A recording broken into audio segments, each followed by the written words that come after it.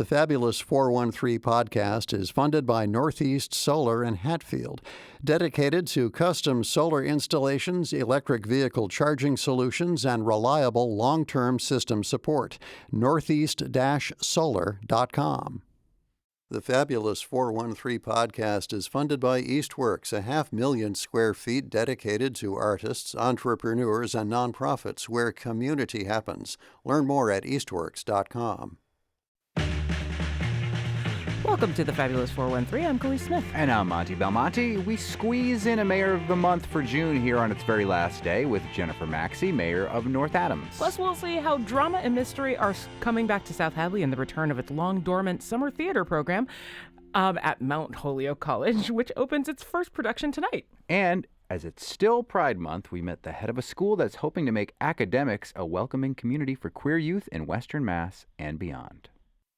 The J.S. Bryant School community is for students who can find safety and celebration in their learning and growing wellness. It's a space where all students can uplift one another, where students can transform their despair with the arts, farming, action, and connection, despite an increasingly hostile world. As the first private, not-for-profit therapeutic high school in the country dedicated solely to the needs of LGBTQIA+ teens in grades 9 through 12, all teachers, therapeutic staff, and administrators have lived experience and professional training in working with queer teens and their families. J.S. Bryant School is an approved private school of the Massachusetts Central Berkshire Regional School District with a 12-month school year. All learning strategies and outcomes meet the state's learning standards for academic excellence. With us to talk about this new academic endeavor is Dr. Allison Druin, J.S. Bryant School co-founder and head of school. She has a lifetime of experience as an educator, innovator, and administrator with an MS from MIT in Media Arts and Sciences and a PhD in education from the University of New Mexico. She was a professor in the Information School at the University of Maryland for 20 years. She recently stepped down after 7 years as the vice provost of research and strategic partnerships at Pratt Institute to become head of the school. She's co-founded 3 high schools, including the new Design Works High School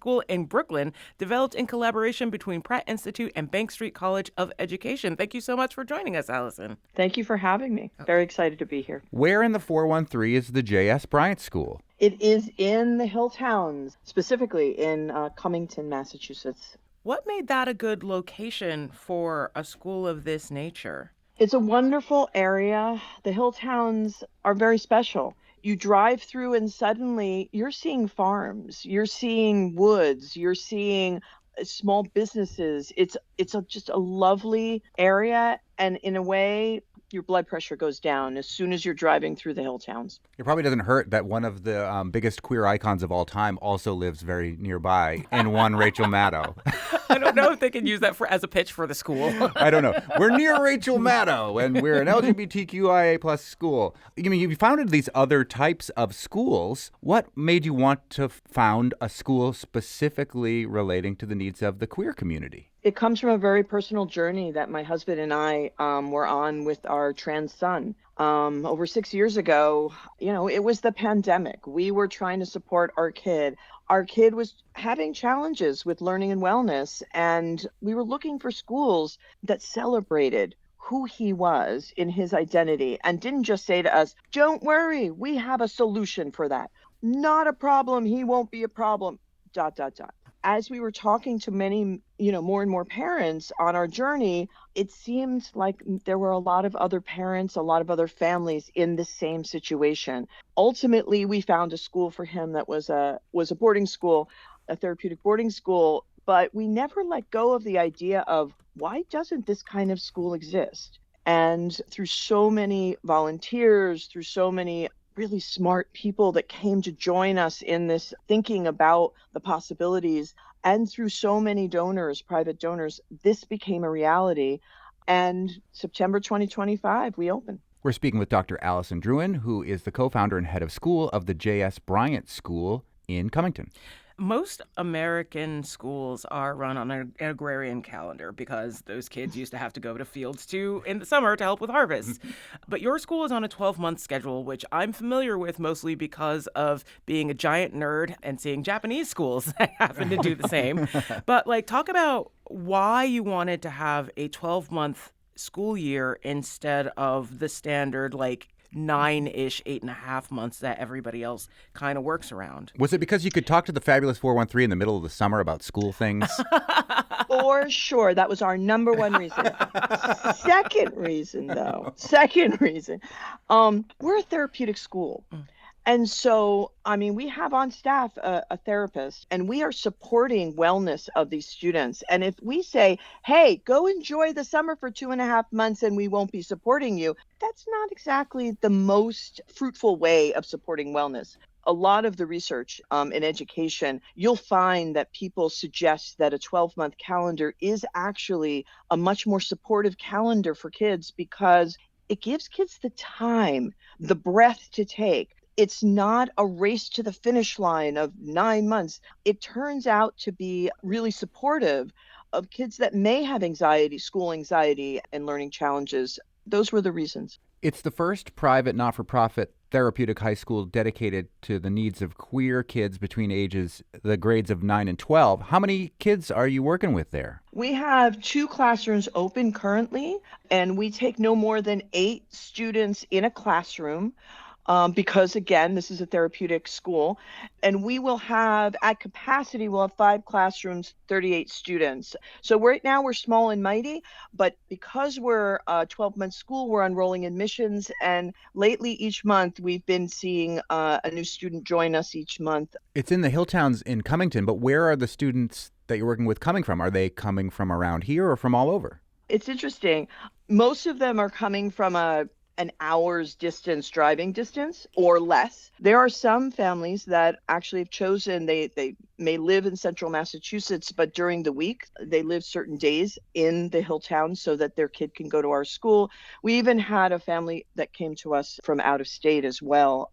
We actually have some kids living with relatives as well. So it's a day school, and we expect that in the next 3-4 years, we hope to start to integrate a residential component to it because we know there are so many kids that really are in need. How did founding this school differ from the previous 2 schools that you've opened? Because this is, I think, the 3rd that you've co-founded? Yeah.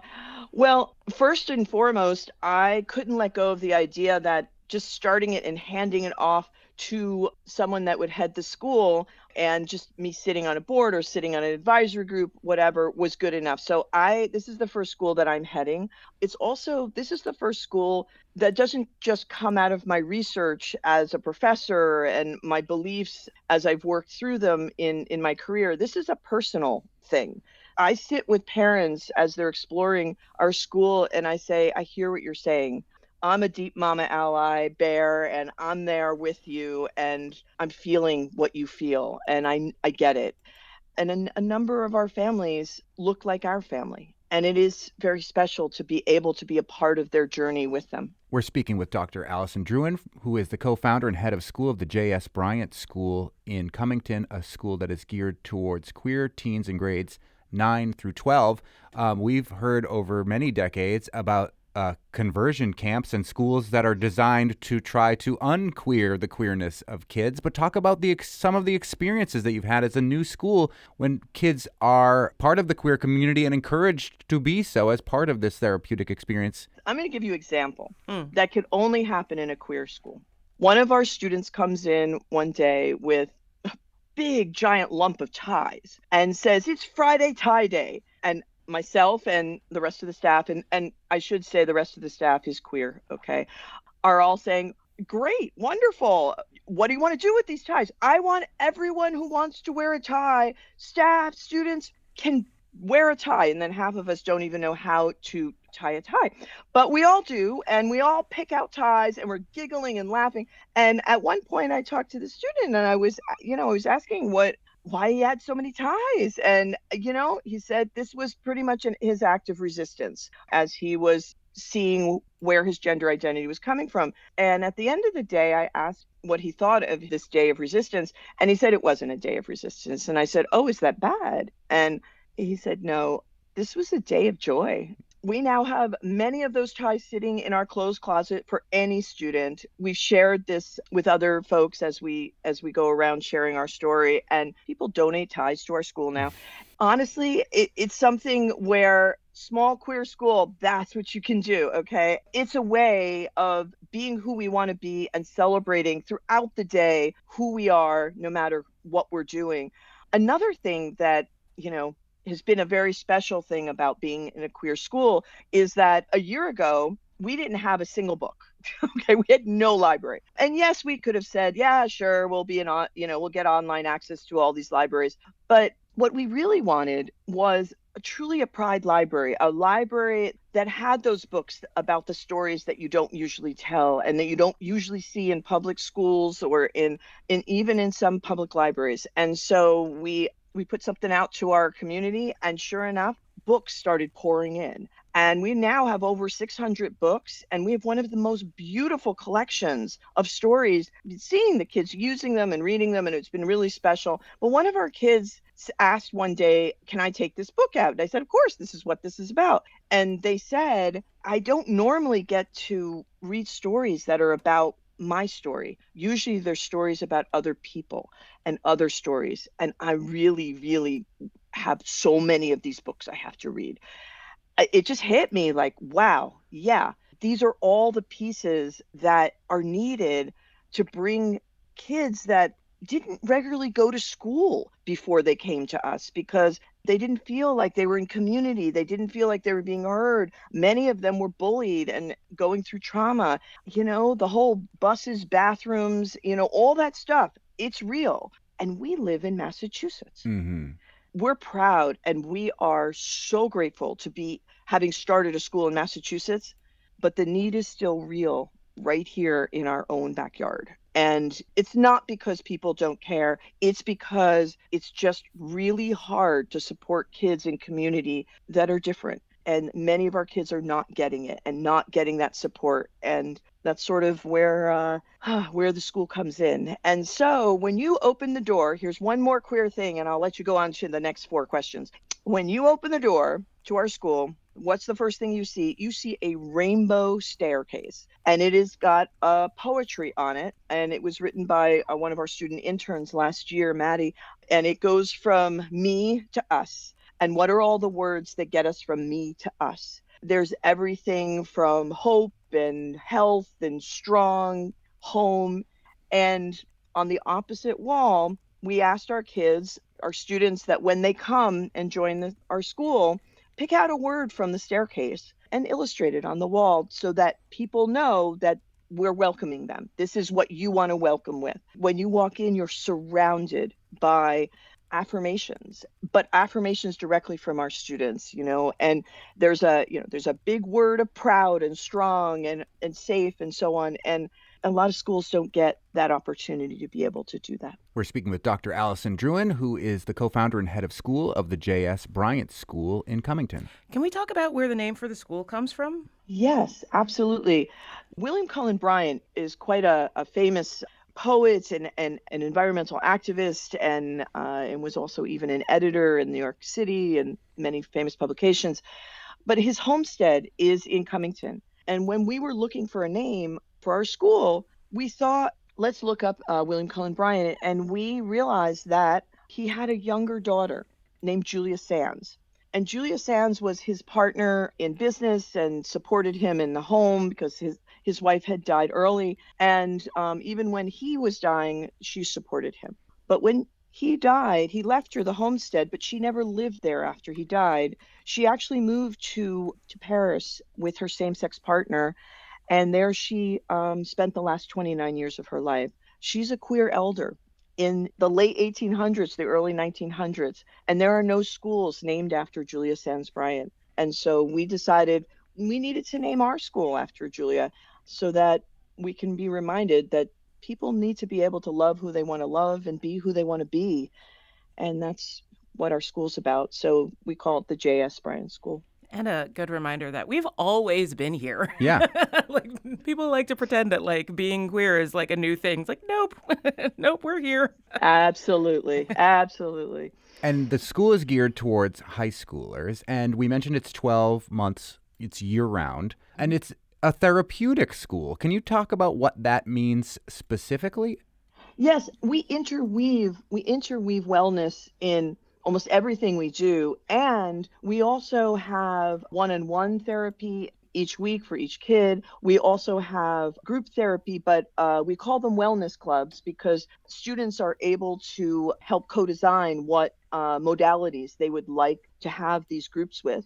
We also have family therapy as well, and also family coaching that's a part of the program that we think is really important because it's not just about having a kid get dropped off and we support the kid. We really have to support the family in that whole system. But for example, we know that wellness comes first when some of our kids get dropped off in the morning and they're feeling dysregulated, they're anxious, they're not ready for the school day. And we realize it's also about the just-in-time therapy. When it's time, we need to talk just about where you're at and what you need to do, or we need to take a walk by the goats and the chickens we have. And it's just woven into everything. And even in our classrooms, we have different methods that we use so that kids can feel comfortable. If they need to take a break, they can take a break and then come back to us so that they can be their most authentic and most present selves during that learning experiences.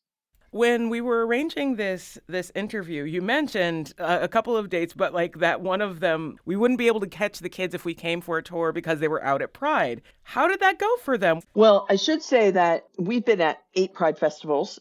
We don't just go to one. We're so proud. Anyway, but yeah, we had actually a larger group of kids go to Berkshire Pride, and they marched, and they also marched in Hampshire Pride as well. We tabled at all 8 of our prides, but there were 2 marches, and the marches were so special because, as one of my staff members said, I turned and looked over at our kids, and the smiles as they were holding the banner and marching in this parade, and the cheering that they were hearing, and it is so affirming. I mean, it's so celebratory. And then to be able to then wander around festivals where everything was about their identity and the joy of their identity, it was very powerful. Dr. Allison Druin from the J.S. Bryant School, can you talk about why it's important to have a place just for queer teens from grades 9 through 12? I think people are familiar with Smith and Mount Holyoke and the idea that there is a schools, colleges, and these institutions that are specifically for women and women-identifying folks. And similarly with HBCUs. Right. So why is having groups that oftentimes get marginalized in their own setting an important way of going forward? What we're finding is that when kids come to us, they finally can take a deep breath because it's been a long time in a lot of places, not just in school, but it can be in their family. It could be in the greater community. It can just be listening to the news where it's disturbing. It's difficult. It's traumatic for some of these students. And for them to come to a place where they know, except for the head of school who's queer adjacent, all of the staff is queer. And they've walked in shoes that the students hope to walk in one day. And it's so modeling this and being a part of this in a small community. Now, you say, well, wait a second, they've got to know how to exist in a lot wider community. Absolutely. But as they say in airplanes, right, you first have to put on your mask before you put on somebody else's mask. You have to have that strength. You have to be able to feel that comfort in you.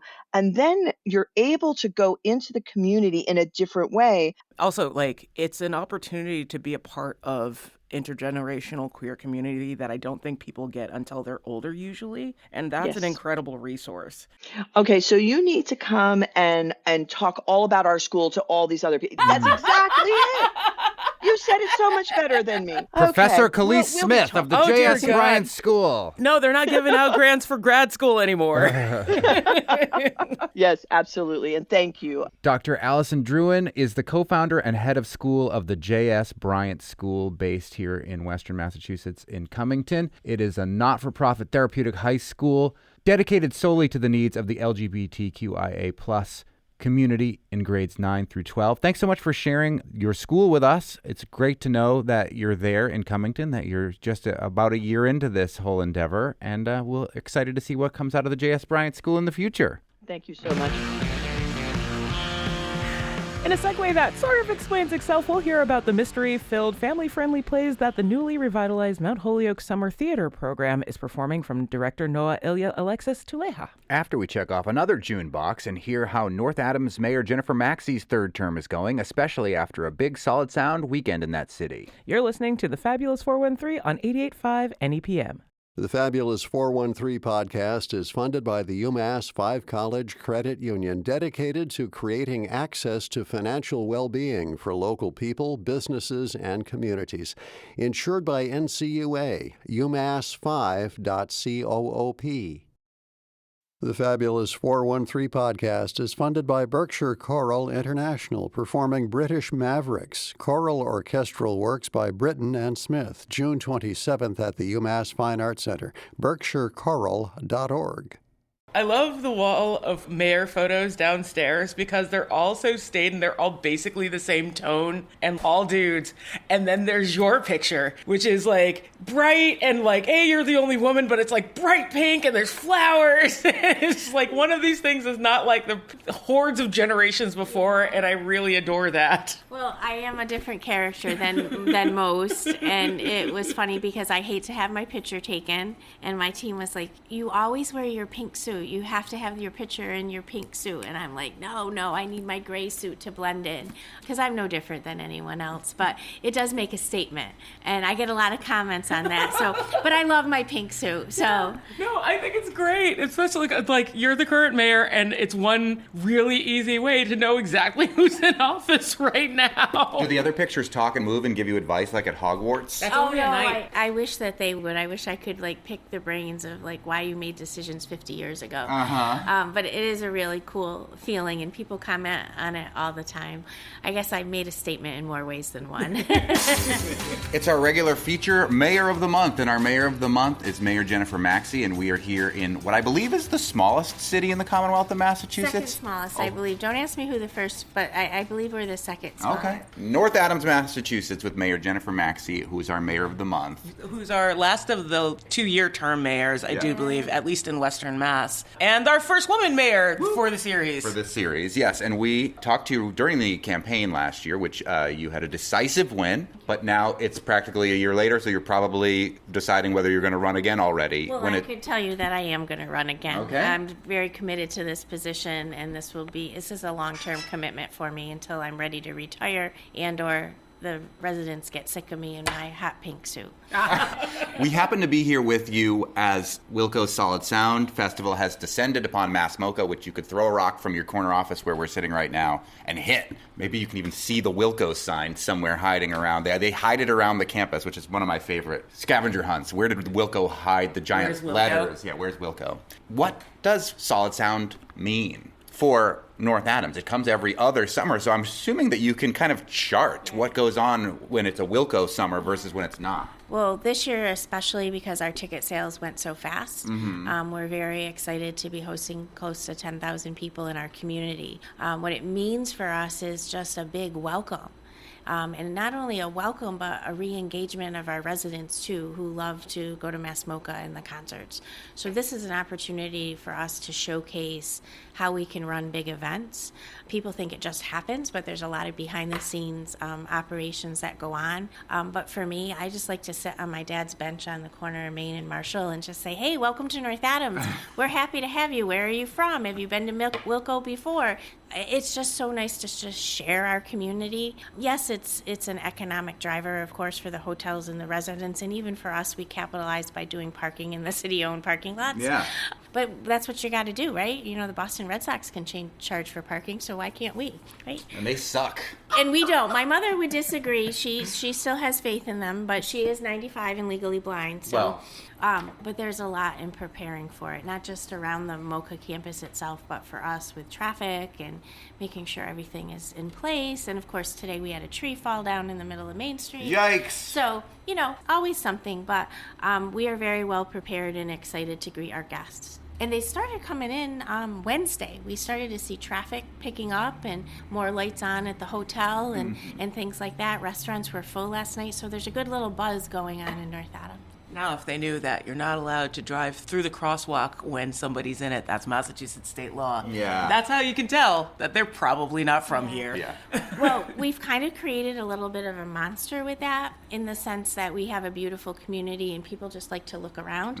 And especially with all of our veterans banners, I myself kind of find myself sometimes driving and looking to the left or to the right, and oh my God, there's a crosswalk and the light's red. And Mayor Macksey drives distracted. News at 11. yeah, I mean, it is distracting, but it's a wonderful thing. And I think this year coming into Wilco, seeing our hometown hero banners just gives us a sense of pride. And people will know that we respect veterans and we're proud of our community and we're not afraid to showcase it. Do you talk to the business community about the actual impact? Are there businesses that benefit more from when Wilco's in town versus businesses that are knocking on your door saying, get them out of here? No, I never have a business saying, get them out of here. And how well a business does is determined by whether they want to stay up a little later, if they want to open a little earlier. We don't dictate that. We certainly encourage businesses and let them know, hey, this is happening, this is a great opportunity. In general, most businesses are excited to have Wilco come. Any MOCA event, any event in North Adams, the businesses are really supportive and engaging. And I'm fortunate, I have a great business community in the downtown and with all of the hotels in the area. So I think everybody gets a little bit of a piece of the pie, so to say. And MOCA over the years has done a great job of making this a community event and, you know, showcasing some of our restaurants that aren't in the campus.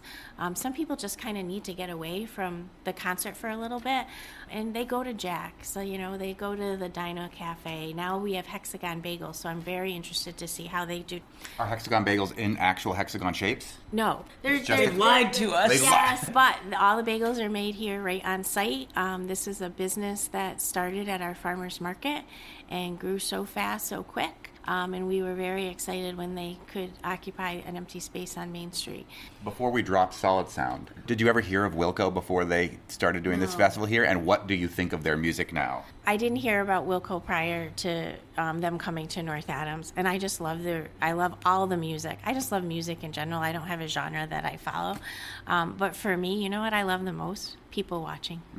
Watching people enjoy the music, watching people maybe act up a little bit. I'm going to act up, Mayor. Right, Oh, my goodness. Yeah, We're going to stage dive again last weekend. Yeah, no body surfing, okay? No body surfing. But I think what is so fun about the Mass MOCA events is when we opened 27 years ago, all we had was a little card table and a push-up tent. We didn't even have radios. We had pagers. And we were in the bottom of Mass MOCA with the Night Shift Cafe. And to see how not only the events have grown, but our command center has grown, our ops plan has grown. I mean, we were strategically ready for anything except the rain. Well, I will say that the times that you've had to shelter in place at Solid Sound with Mass MOCA because a lightning storm is nearby, you have to be forced to go into one of the most glorious contemporary art museums. Yeah. It's terrible. And then they get Usually creative. One or two of the artists that should have been playing outside comes inside to play. Like, it doesn't really seem like sheltering in place. Yeah, there's no better place to be at a festival when it's raining than Mass MOCA because you're at Mass MOCA. I mean, I will tell you, the Wilco team and the Mass MOCA team, you know, they're professionals, so they know how to zig and zag. We're at the mayor's office in North Adams with Mayor Jennifer Macksey, our mayor of the month of June. I mean, I have one last Solid Sound question, Okay. and then we can be done. Do you find that this may be a little in the weeds, but do you find that the business community is especially leaning in to this particular Solid Sound, knowing that Fresh Grass isn't happening this year? I mean, that was a big blow to us when Fresh Grass wasn't going to come back. But last year, our numbers were a little bit low for Fresh Grass, so we understand that it needs to be a rebuilding year and a replanning year. But Mass MOCA has a lot of one-day concerts coming up over the summer that I think will offset that, not to the magnitude of Fresh Grass, but Fresh Grass will be back and they'll be stronger than ever. Jennifer Macksey, mayor of North Adams, one of the things that impacts both the city and downtown and the Mass MOCA campus is the Route 2 overpass. Yes. And there's been some development. If you've been to downtown North Adams, you've gone under the Route 2 overpass. It's this giant 4-lane, I believe, Route 2 highway that cuts through the city of North Adams. And there's a movement afoot, and I know Mass MOCA is behind it, to to change the configuration of Route 2. Can you tell us where that plan is at, what the plans are, and maybe a timeline? Yeah, so the last, 14, 16 months, we received some federal money to do a feasibility study on what's the best option for that ugly bridge. As you know from years past, the bridge has had several shutdowns, several lane closures, sometimes half of the bridge has been closed, etc. So this feasibility study really looked at restitching North Adams and reconnecting all of that traffic somehow into our downtown so people just aren't bypassing our downtown. It was a very successful process with a lot of community engagement. So at the end of the day, the feasibility study said that the bridge should come down, and that in the process of the bridge coming down, we need to really reroute our traffic. And I call them the 6 touch points. So not only here at City Hall, but near Big Y, up near the library, River Street, down near the porches, etc. But we are pursuing still that feasibility study, but we have the best of both worlds going on. So during this whole process, of course, Mass DOT comes in and says, your bridge is dying. You need to either fix it or you need to shut it down. Well, I can't shut it down because I'm not prepared to handle the traffic in the downtown. So we are still pursuing the feasibility study and the results of that feasibility study to take the bridge down. In the meantime, something that I worked on many years ago when I worked for Mayor Barrett, we have become eligible for money under the TIP program. With this program, the state is going to give us $20 million to fix the bridge. So we are going to fix the bridge while we're going down this path now. People are going to say, are you nuts? You're going to spend $20 million on this bridge only maybe to take it down in 10, 15 years? Yeah, we are, because we are not prepared to have that bridge closed by Mass DOT and dump all that traffic here. So along those lines, we are continuing to work the feasibility study. We've applied for several grants and have gotten some technical assistance from the state to start looking at 2 of our intersections already. So there's progress there. In the meantime, we're working with the state on fixing the bridge so we can get some longevity out of it. So that's exciting. It's not going to happen overnight. Just getting through the permitting could probably be 5 years. Wow.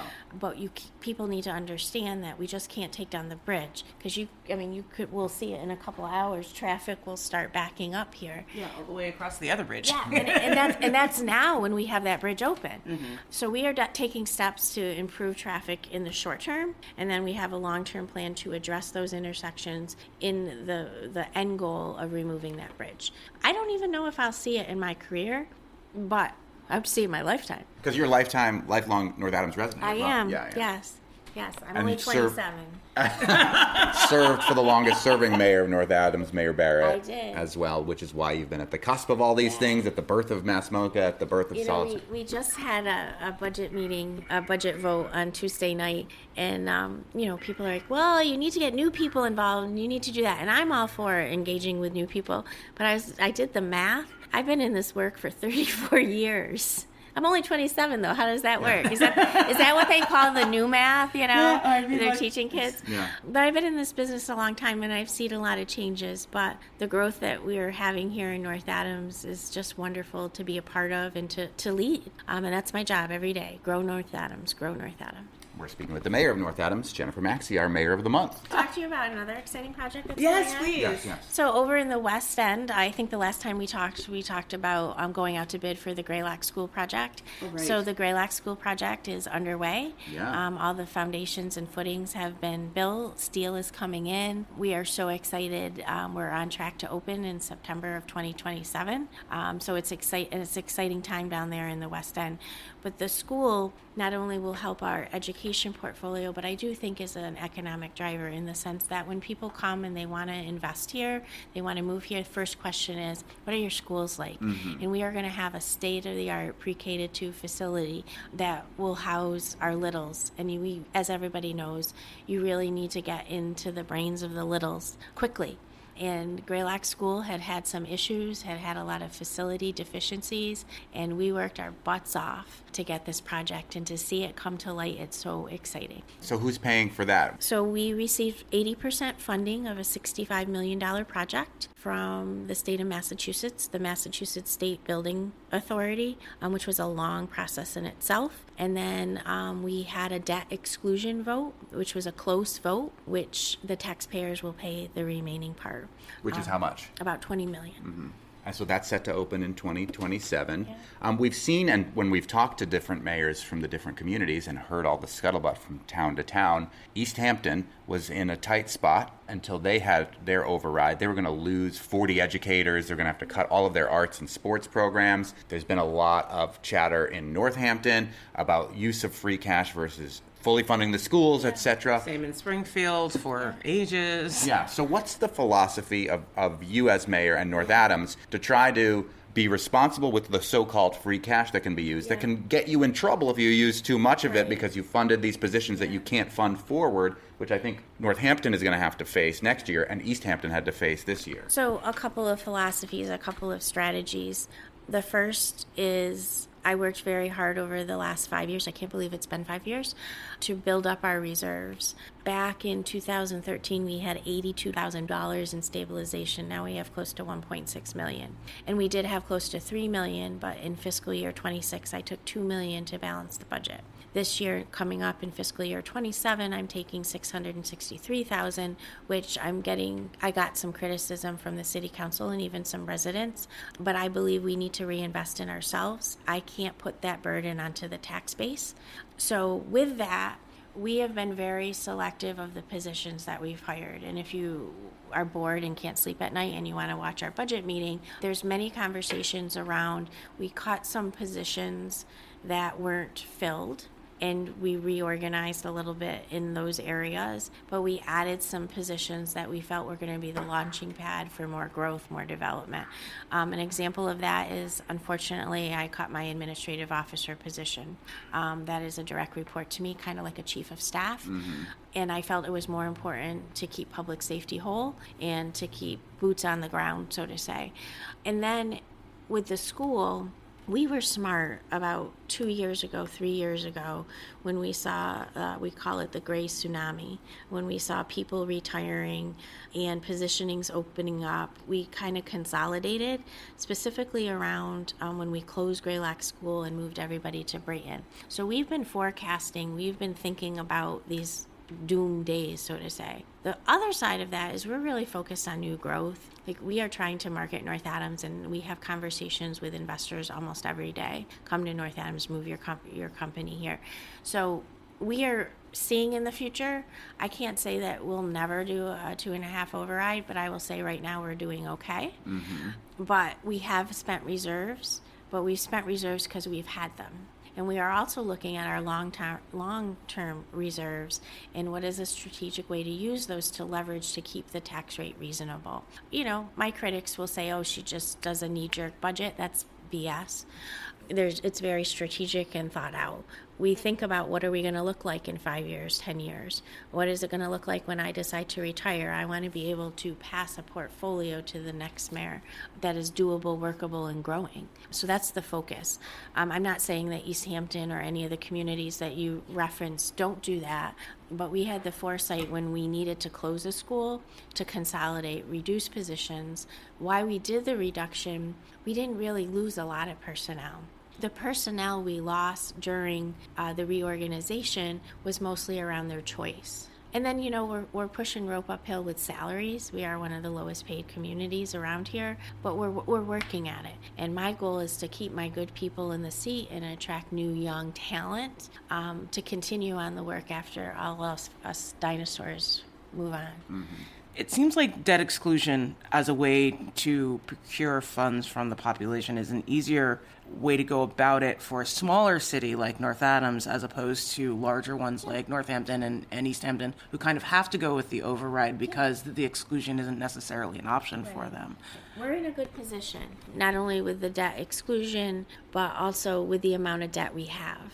A lot of our big ticket items like the water filtration plant, the capping of the landfill, the roof of the disgusting public safety complex is coming off. So we have the ability to borrow at a reasonable rate, which some communities don't because they have so much debt and because we have reserves. You know, the whole stabilization free cash comment, you want to have free cash because you want to know at the end of your budget you've run a good budget, your forecasts have been spot on.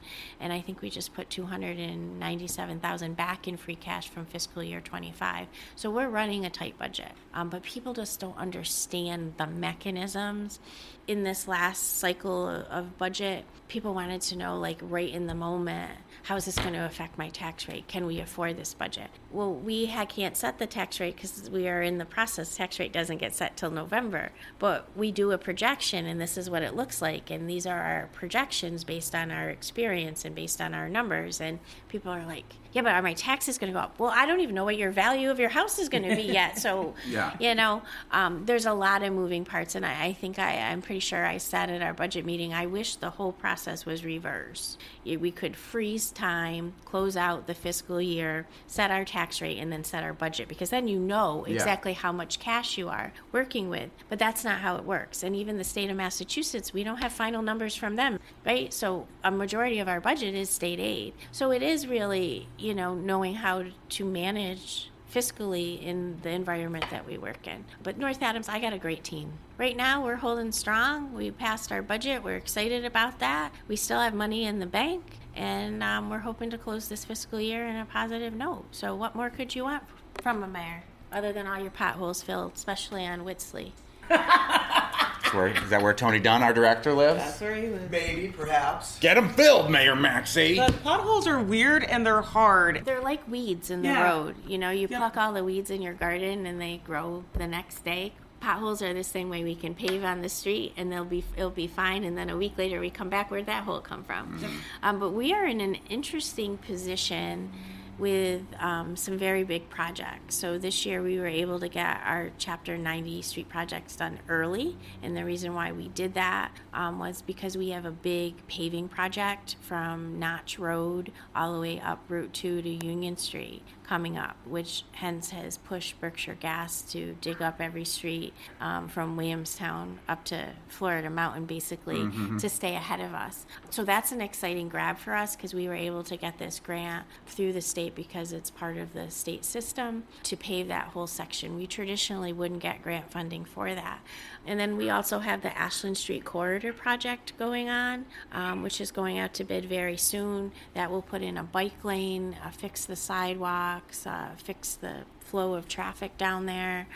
We have a lot of engineering and design work going on in our downtown. But I think the most exciting project we have right now is that dreaded Walnut Street wall repair. We finally got funded for that. It's going out to bid next week. We hope to get a contractor and have a mild winter and have them working. So we've got a lot of different things going on. We were very successful last year with our one-stop grants. I think we talked about that last time, with getting some technical assistance to look at Heritage Park and I call it envelope dressing, the roofs, the windows, the doors, and get that place cleaned up. We got a great bandstand grant. We bought a bandstand, and we're going to do this beautiful mural in Heritage Park and have concerts down there. Oh, nice. But we got to clean it up, and we need money to do that.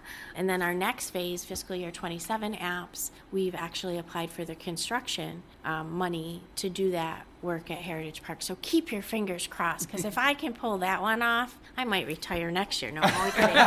You hear that, opponents of Mayor Macksey in North Adams? Get it done. Right? No, honestly, I'm here for the long haul. I love the work I do. I love my community. I'm a little tired this week. It's been a long week. Budget season is rough for me. My family, I think, is about ready to disown me, but that's okay. They get it. They want to eat. So, but great things in North Adams. I couldn't do the work I do without a great team and great citizens supporting me. Everything seems to be moving pretty well forward, but is there anything that you've had to reorganize because of the timeline that you're given as a two-term, it's not a two-term, it's a 2-year term mayor? Yeah, you know what? I'm odd in the sense of I don't keep track of the term and the time. It's like I wake up on January and my friend who's my campaign manager calls me and it's like, it's another year, we got a campaign. I'm like, again? I just work. I do a job to the best of my ability. I don't know it all. I know a lot, but I don't know it all, and I'm not afraid to say that. But I don't think of it as 2 years. I think of it as this is my commitment. I'm the CEO of this company, and I'm going to continue. I think of it every 2 years as going before a reevaluation team, and that's what they do. They evaluate my work. Some of the criticisms I take and turn it into a positive. The positives I get, I build on them. I have a weird philosophy. I am not a politician. I am a true public servant here to make North Adams a better place. So I don't even keep track. It is next January. I got one more Thanksgiving, and then I'm back on the campaign trail. I really would hope someday to have a 4-year term because it's distracting. It's distracting. I'd rather be doing real work than... I love having spaghetti suppers, though, so I can't say that. You can do that whether you're campaigning or not. Yeah. But it's a balance. Every 2 years, you just get into the groove. I'm fortunate because I kind of grew in this profession, so I understand the ups and downs. I feel bad for the people who have come into this office and have no municipal experience. Well, that's why they're not here, I guess. But it's a weird job that we do. It's a weird timeline. We probably don't get how people do lobster fishing, right? I don't understand that. There's a cycle, there's a time, and we have our own cycle. But the 2-year term is a pain in the neck. But it is what it is. I just keep on trucking. It looks like the city is doing things for the 250th. Is there stuff that you've learned about North Adams' own history in the nation while the city's been preparing those celebrations? I will tell you yes, but I also will tell you what's been interesting has been this veterans project that our veterans agent Curtis DeRozier pulled off magnificently. Learning about people who served and fought for our country and then how they came back to North Adams and what they've done. That was more eye-opening than a history lesson. Mm-hmm.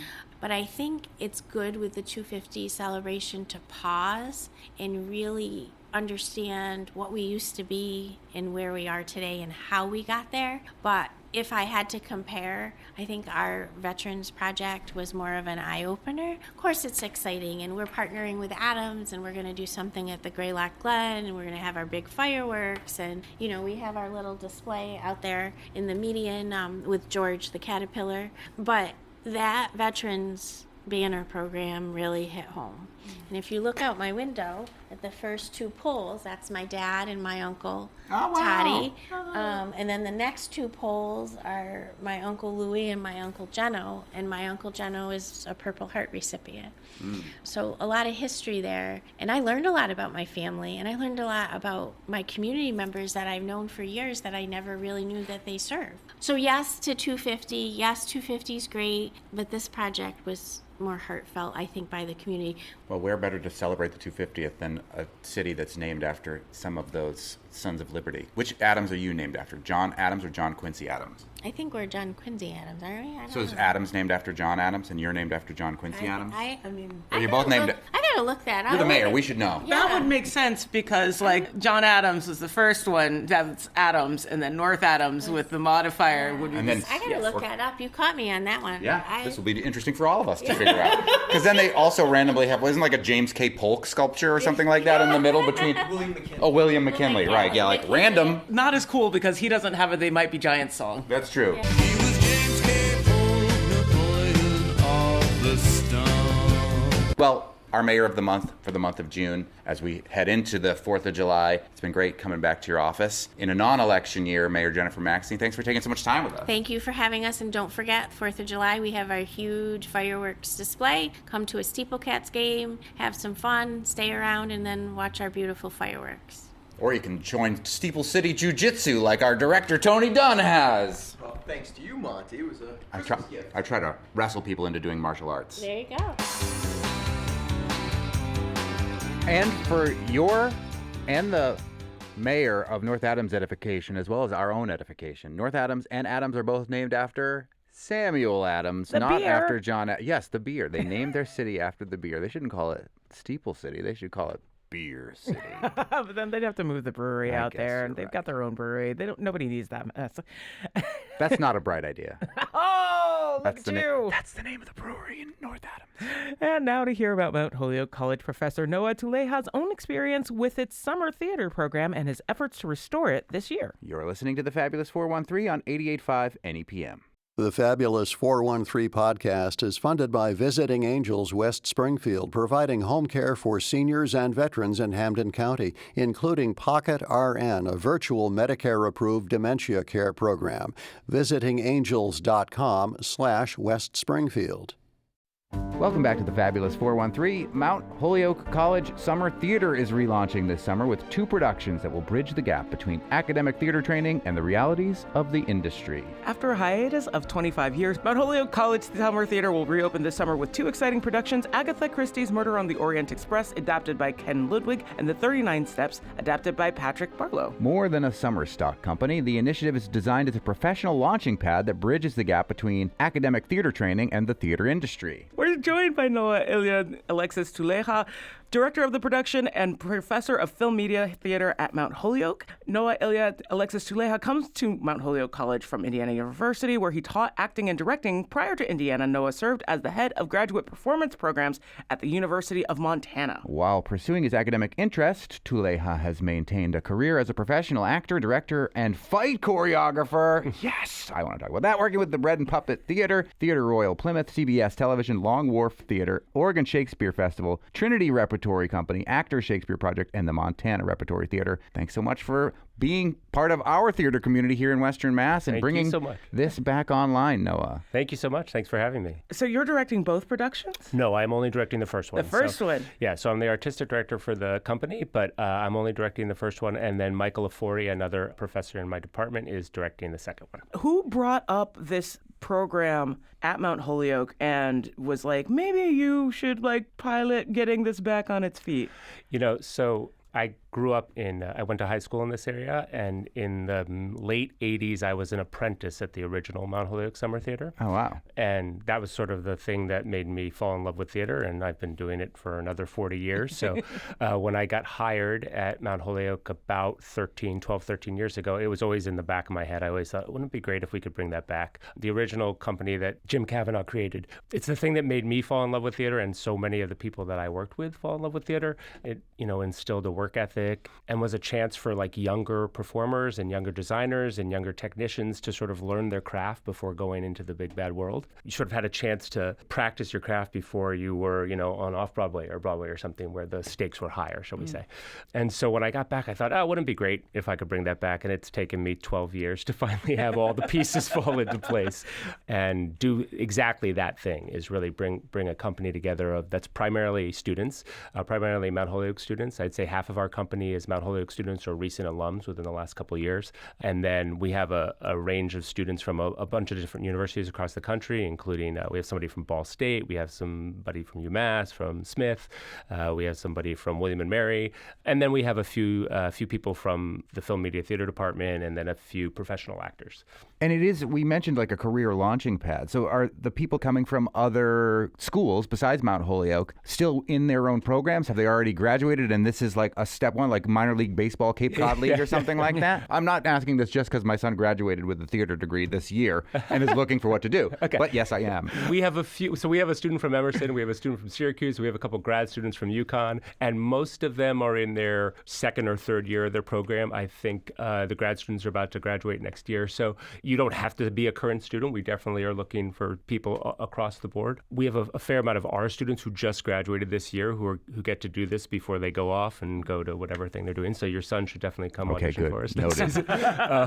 And some of them are in, sort of MFA and BFA programs, and some of them are in BA programs. Sort of just depends on who came. Is there a certain sort of freedom in directing for this program as opposed to the standards of the school year, like what you're teaching within the school year for undergrads? Yeah, definitely. I think, just the chance for sort of my students to work with older professionals and watch how they work and what their process is, which is going to be different than what they see on an everyday basis. Also to have a chance to work with people, they are working with me again, but have a chance to work with people that are not just me and just Michael. when you work at a college, I've been there for a long time, and there's sort of a shorthand with the students that you have, and your oldest student is 22 maybe, so most plays don't have a cast of people under the age of 22. Yeah. So they're playing people in their 50s, and a chance for them to work with people who maybe fit the profile of that character a little bit more, and a chance for me to do that is also really fun. The person who's playing Hercule Poirot is this man named Sam Samuels, who's been in a lot of shows in the Valley.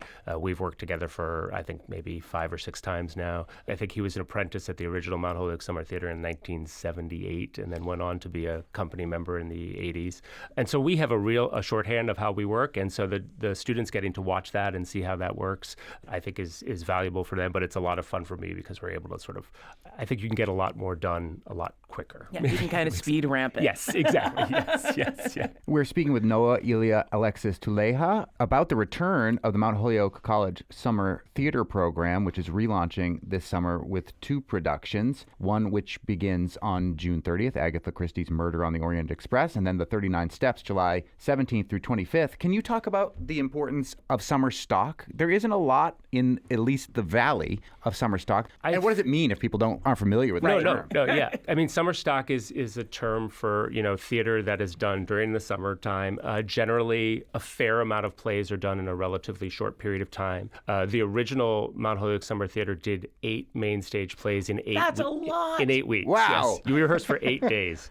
I love it so much. We're not doing it. Yeah, no. Next year. It was fabulous. I loved it, but I was also 16. So this is our pilot season, which is why we only have 2 productions, but I'm already like, we have too much rehearsal time. We have more shows to do. Right on. But I think especially from a younger performer and designer perspective, it forces them to make quick choices quicker, and they get to go from one thing to another. At most summer stock theaters, you get a chance to play a bunch of different roles within a short period of time. Even at, sort of big BFA programs, you might get cast once or twice a year if you're lucky. You're not probably going to get cast 6 or 7 times. And so I always look at summer stock as sort of America's version of what the British rep used to be. There used to be tons of repertory companies in England where you'd come in as a company and you rehearse 5 shows in like 6 weeks, and then you would just be in those shows for, 6 months. And summer stock sort of has that feel. It's a chance for you to work on a bunch of different things in a short period of time. Even if the next thing that you get to do gives you a lot more time to work on something, you have your ability as an actor to make choices and try things quickens, at least, I think. So, and I agree, there's very, very few summer stocks. Back in the 80s, there were a lot, and now they're going the way of the dodo. And that's part of the reason I wanted to bring it back, because I wanted my students to have that chance to do what I did. And as a designer, it means like you have to learn how to make your sets way more versatile, because you've got maybe 3 days to switch over the set from the last production to the new production. So you need to have things that are more interchangeable and more workable with whatever is coming down the pipeline. Which is part of the reason why you're here in the studio with us and we're not there, so that we can be out of everybody's way. Exactly. While they're getting everything ready. Yes, we have a 2-day turnover, I think, from this show ending and the next show starting. Yeah. Yes. Sometimes I miss those. Yeah. Noah Ilya-Alexis Tuleja is in the studio with us talking about Mount Holyoke College Summer Theater. We did mention in your intro that you are a fight coordinator for things. Tell me what you have fight coordinated as a fan and a practitioner of the martial arts. Let's see. Oh, God, it's so many things. I've done Romeo and Juliet more times than I can count. I've done the Scottish play. I did a play called The Sweet Science of Bruising a few years back, which is a pretty interesting play about Victorian female boxing, which was actually a thing. The play is sort of a riff on that. That was a fun one. What's the secret to a good, fake stage punch? Timing and placement. Just make sure that you can cover it so that the audience isn't able to tell. And the reaction of whoever's getting hit. Yes. Here's where you insert the clip from My Name is Dolomite. Cut! Is there any angle that you could shoot this where it looks like he's actually kicking him? There's no such angle. Action! Well, what about that? There was that scene in theater camp, I think, too, the movie where they were talking. Ayu and Deborah is talking about stage fighting. Stage combat. What is it? What is it? It's the art of surprise. It pushes the envelope of what theater can be. Absolutely. but also what do we think it is?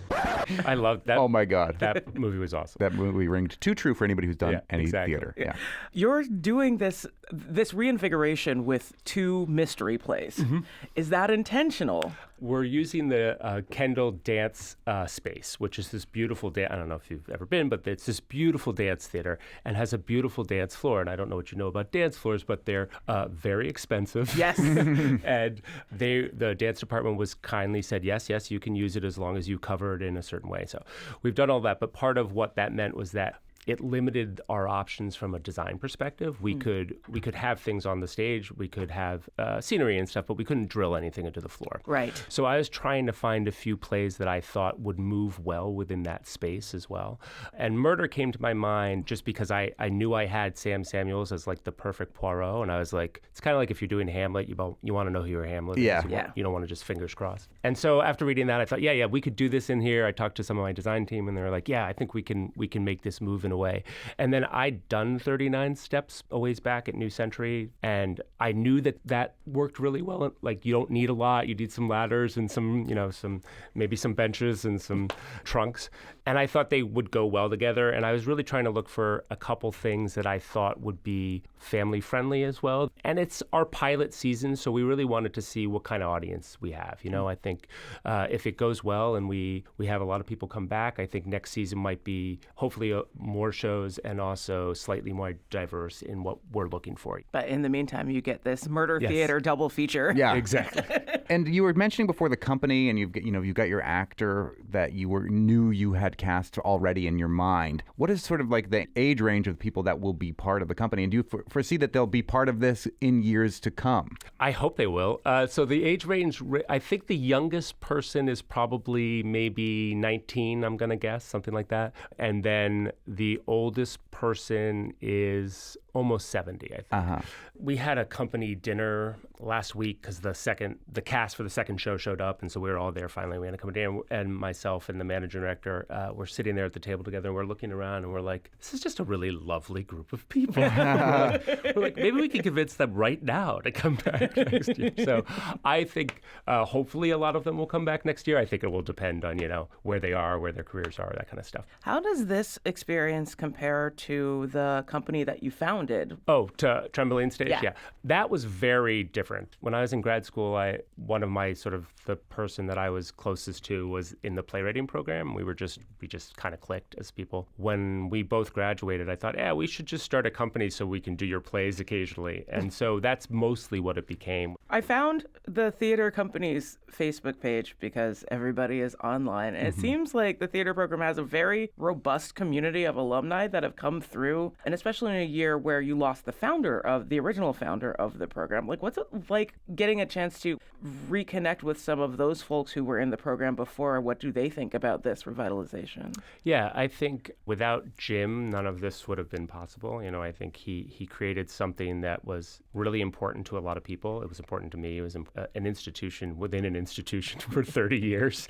And so, this season is dedicated to him. I think I've done my best to keep the spirit of why he created that company alive in this company. Most of the responses that I've gotten from some of those alums are like, I'm so glad you're bringing this back. Jim would be so happy that you're bringing this back. I guess we'll see as we get closer to how many of them show up. And I think there's a fair amount of them. They're spread out all over the country. They're spread out all over the world. Yeah. So I think the ones in the area will hopefully come and see what they want. But mostly I've been getting really positive. Like, I'm really excited that this is back. There was another Noah when I was there.